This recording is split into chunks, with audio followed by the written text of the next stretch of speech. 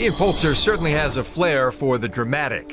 From his on-course fashion to his off-the-course persona, the Englishman is always giving the golf pundits something to talk about.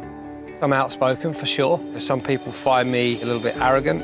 I wouldn't put it as arrogant. I would say I'm very confident in what I think I've been able to do to get myself into a position in golf. There's no problem in expressing my own confidence within that.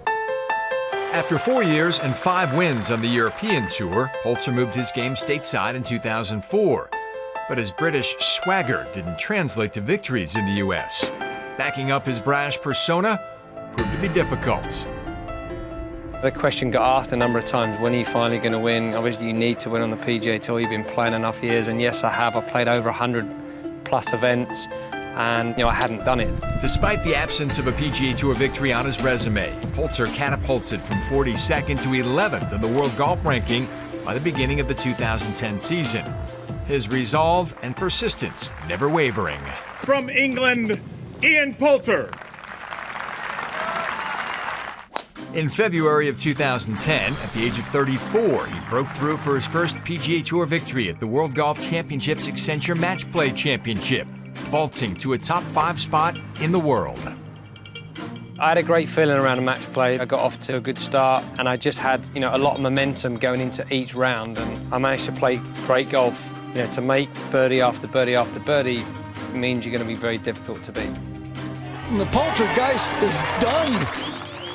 It was huge for it to be a WGC victory. I enjoyed that win.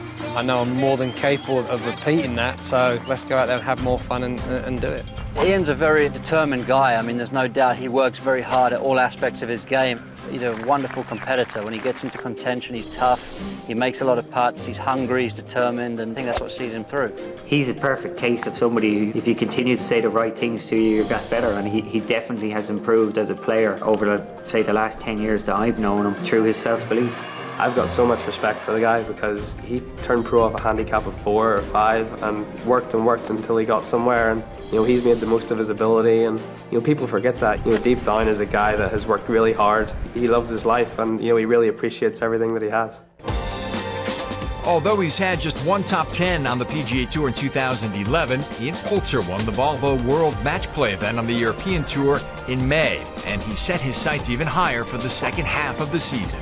I feel brilliant about my game, and it's 1 week away from a very average start turning into a good year, turning into a great year.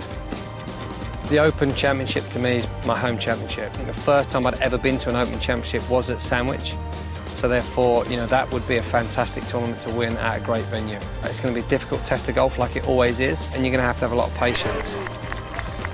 But to even think to have your name engraved on that trophy would be incredible.